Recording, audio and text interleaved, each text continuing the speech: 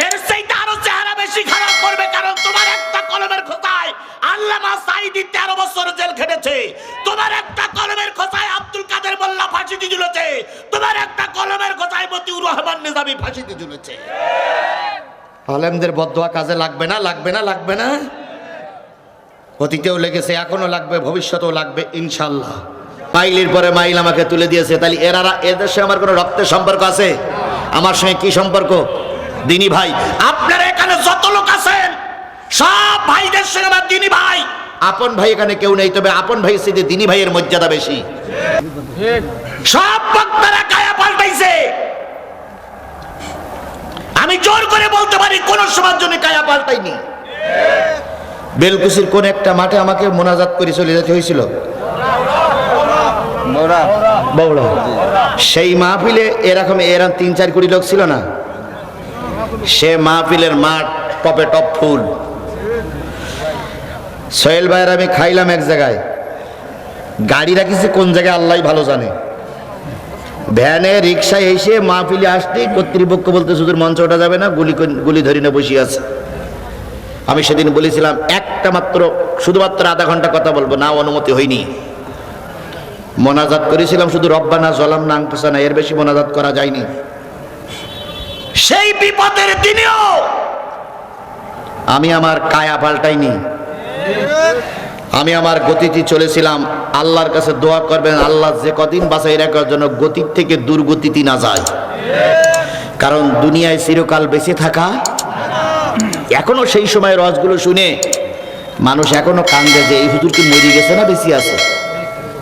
সেদিন এক জায়গায় মাহফিল গেলাম, 2 জন নারী এসে কাঁদতেছে। আমি কান্দেন কেন? কয় হুজুর আমরা মনে করি আপনি বেঁচে নেই, কারণ যে দুর্যোগ আপনার পরে চলেছে আমরা মনে করেছিলাম আপনার বেঁচে নেই। আমি বললাম বাঁচা মরার দায়িত্ব তো শেখ হাসিনার আল্লাহ দেয়নি, বাঁচা মরার দায়িত্ব আল্লাহর হাতে। অনেক সময় মাহফিল করে বেরিয়েছি, শিবিরে আল্লাহরা জামাত আল্লাহরা বলেছে হুজুর ডাইরেক্ট পুরুষ অঙ্গনে যদি আপনি যান তাহলে এর ভিতরে সাদা পোশাকধারী ডিবি পুলিশ আছে, আপনাকে গুলি করে মারবে অথবা ধরে নিয়ে যাবে। ওরা আমাদের মহিলা গেটের ভিতর থেকে মহিলা গেটে পার করে বলছে এই জিহাদি হুজুর যাচ্ছে তোরা একটু খেয়াল কর। মহিলারা আমাকে একটা ওড়না মহিলারা মাথায় দিয়েছে, আমার মাথার পরে একটা মহিলার ওড়না দিয়ে পেঁচাই আমার পার হয়ে যেতে হয়েছে। তারপরও আমি কারোর কাছে মাথা নত করে চলি, আর এখন তো মাথা নত করে চলার প্রশ্নই। আমার ভাইরা, আমরা বুকের জামা খুলে দিয়ে তোমাদের জন্য অপেক্ষা করতেছি। ইসলামের দরজা তোমাদের জন্য কি? আর এখানে যদি কোনো অমুসলিম ভাই থাকেন, আপনাদের বিরুদ্ধে আমাদের কোনো অভিযোগ নাই, কারণ আপনারা পরিস্থিতির শিকার। এই জন্য সকল অমুসলিম ভাইরা, মুসলমানরা যেমন সুযোগ সুবিধা নিয়ে বসবাস করবে এদেশে, তেমন অমুসলিমরাও সুযোগ সুবিধা নিয়ে বসবাস করবে। এখানে সংখ্যালঘু আর সংখ্যাগরিষ্ঠ বলে কিচ্ছু নাই, সবাই আমাদের বাংলাদেশের নাগরিক। কথা বলে কথা বলে কথা বলে। আমার ভাইরা, নবীজি কালেমার দাওয়াত দেওয়া শুরু করলেন, যারা পড়তেছিল তারা সব বিষয় চলে গেল, মনে নেই আপনাদের? বিপক্ষে চলে গেল।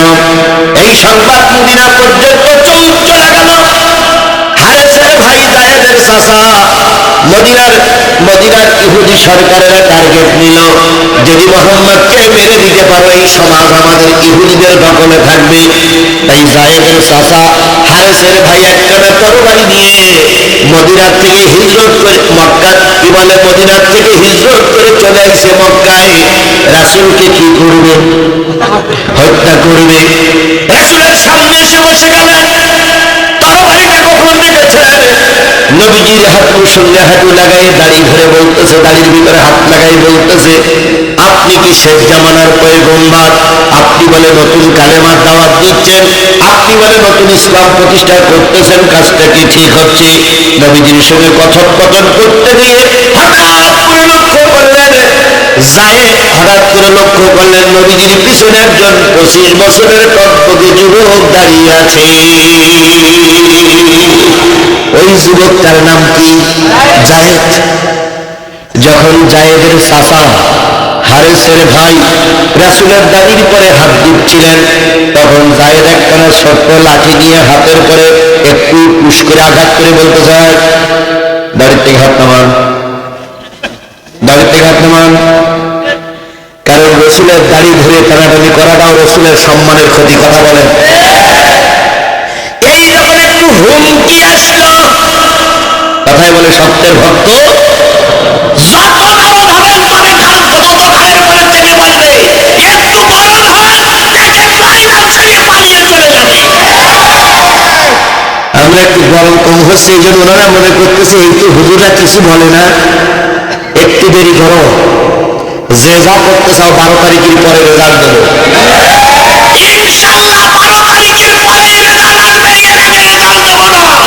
যতই হত্যা করো, হত্যা রক্ত নিয়ে ঘুরে বেড়াবো, একসাথে যাবো 12 তারিখের পরে। যারা যা করতে চলছো না ফোন করে লেখা থাকবে, লেখা থাকবে, লেখা থাকবে। ফাজলামির একটা শেষ আছে, ফাজলামি বন্ধ করো। আমাদের ভাইদের রাস্তাতে কুবাই কুবাই মারবা, আর আমরা বলবো ধৈর্য ধরো, ধৈর্য ধরো। যদি একবার নারায় তকবীর দিয়ে রাস্তায় নামি, প্যান্টের গিরে লাগানোর সময় পাবো না, প্যান্ট খুলে দৌড় ধরবা। জনগণ কিন্তু ভিতরের প্যান্টও খুলে নেবে। ফাজলামি বন্ধ করো, ফাজলামি বন্ধ করো। দেশের দিকে তাকিয়ে দেখো, দেশের মানুষের মুভমেন্ট বুঝতে শেখো। নারীদের বোরকা খুলে দিচ্ছ, নারীদের হেজাব খুলে দিচ্ছ।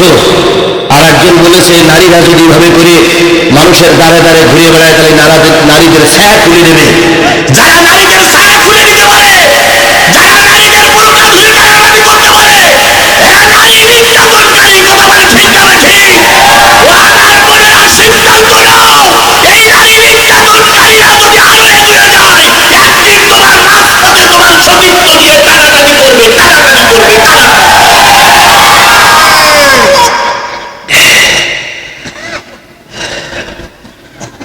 জায়েদ লাঠি দিয়ে পুশ করে বললেন, হাত নামান। এদিকে জায়েদ এবার মুখের দিকে তাকাই বলতেছে, এই ছেলেটা যে সেনা সেনা মনে হয়। কথায় বলে সত্যের ভক্ত। এতক্ষণ ওর দিক তাকাইনি যে একটু লাঠিটা টুক করিয়ে। এদিকে এরকম আমাদের মাঝে বলে না, আপনি চুপকে থাকবেন, কিছু বলবে না। যদি বলেন ভাই অন্যায় কাজ করতে পারবে না, অন্যায় কাজ করতে দেবে না, তখন দেখবেন নেতারা কয় তুমি কে। অথচ ওই নেতাদের 17 বছর ধরে রাজপথে পাওয়া যায়নি। এখন হারাই মারাই গাজী বোঝেন, এটা আমার সাতক্ষীরার ভাষা। আর মানে যখন প্রয়োজন তখন পাওয়া যায় না, বসন্তের কোকিলের মতন।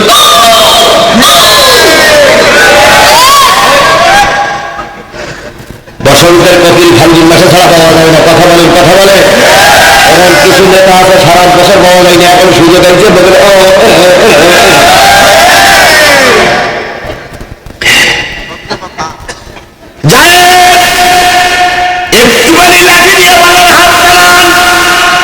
তুমি কে? জায়েদ। তোমার যেন সেনা সেনা মনে হয়। তোমার আব্বার নাম কি? জায়েদ বলেন, আমার আব্বা আপনার সামনে বসে আছে, মুহাম্মদ রাসূলুল্লাহ সাল্লাল্লাহু আলাইহি ওয়াসাল্লাম। মার নাম কি? খাদিজাতুল কুবরা, ঘরের ভিতরে আছেন তিনি। জায়েদ যুবক, তোমার চেহারা, তোমার কথোপকথন থেকে মনে হয় তুমি আমার ভাতিজা, তুমি হারেসের পুত্র জায়েদ। 10 বছর আগে ওয়াকাদের মেলা থেকে হারায় যাওয়া সেই জায়েদ তুমি। জায়েদ কিছুই বললেন না। হারেসের ভাই রাসূলের দাড়ি ছেড়ে দিয়ে চলে গেলেন মদিনায়।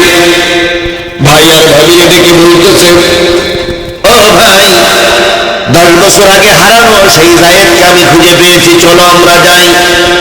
বিশাল টাকা পয়সা নিয়ে নবীজির সামনে এসে বলতেছে জায়েদের মা, ইয়া রাসূলুল্লাহ, শুনেছি আপনি দয়ার মানুষ, রহমতের মানুষ, আপনার কাছে কেউ নিরাশ হয়ে ফিরে যায় না।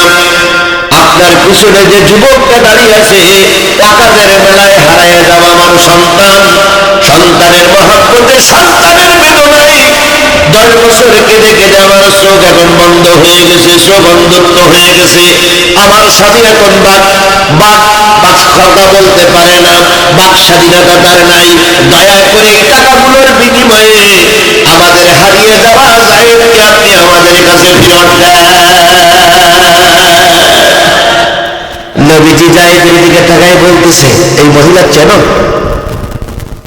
চিনি ইয়া রাসূলুল্লাহ। কি হন? কয় উনি আমার মা। সুবহানাল্লাহ। এই মুরব্বিরে চেনো? চিনি। উনি কি হয়? কয় উনি আমার জন্মদাতা পিতা। তোমার বাপ আর তোমার মা অন্ধ হয়ে গেছে, ঘরে খাদিজার কাছে চলে যাও, খাদিজার কাছ থেকে বিদায় নিয়ে বাপ্পার সঙ্গে তোমার এলাকায় চলে যাও। এই কথাটা বলার পরে হযরত জায়েদের চোখ দিয়ে টপ টপ টপ টপ করে পানি পড়তেছে। গরম পানিগুলো যখন নবীর কাঁধের পরে মাথার পরে পড়ে, নবীজি বললেন, জায়েদ কাঁদছো কেন? জায়েদ বলেন, ইয়া রাসূলুল্লাহ, 15 বছর ছিলাম বাপ্পার কাছে, 10 বছর আপনার কাছে দরবারে আছি। এই 10টা বছরে আপনি কোনোদিন আমাকে বকাঝকা দেন নাই, 10 বছর আমাকে কটু বাক্য বলে গালিগালাজ করেন নাই।